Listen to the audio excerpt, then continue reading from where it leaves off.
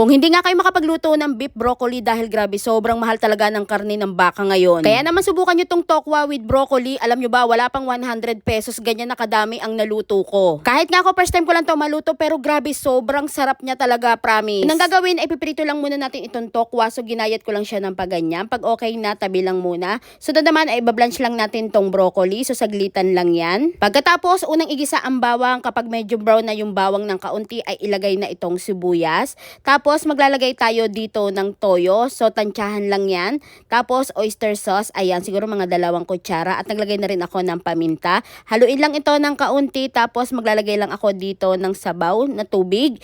Papakuluan lang natin ito. Nga pala naglagay rin pala ako dyan ng kaunting ketchup lang. So optional yan pag gusto nyong maglagay. Tapos naglagay rin ako ng kaunting asukal. Pambalance na rin ng lasa. At pakukuluan lang natin ito. At kapag gumulo na, naglagay rin ako ng kaunting slurry o yung tinunaw na cornstarch sa tubig. Tapos pwede natin ilagay dito yung tokwa at yung broccoli. Haluin lang natin ito ng maigi pero hindi naman natin ito i-overcook para medyo namang crunchy pa yung broccoli. O diba sobrang dali lang lutuin at saglitan lang talaga yan. 6 na piraso nga pala yung ginamit kong tokwa dyan. Tapos tingnan nyo naman sobrang dami na niya nung naluto. Pwede nyo itong maulam, tanghalian hanggang hapunan na. Kaya naman kung nag-iisip din kayo ng tipid budget ulam ay subukan nyo na itong ating recipe na tokwa with broccoli. Promise sobrang sarap niyan. Ayan, at syempre titikman na natin itong ating niluto na topo broccoli. O di ba?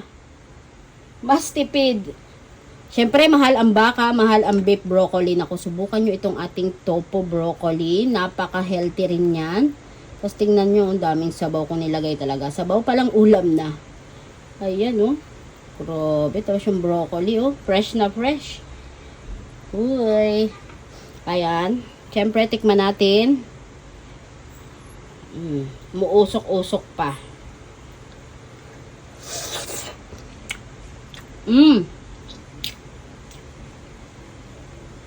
Wow. Ang sarap. Fried rice yung ginamit ko eh. May fried rice kasi akong ginawa.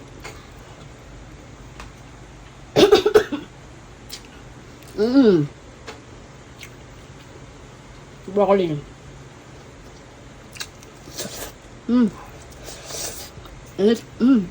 Lutong. Sarap, promise. Di ba?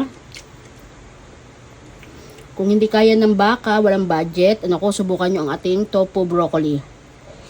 Sobrang sarap.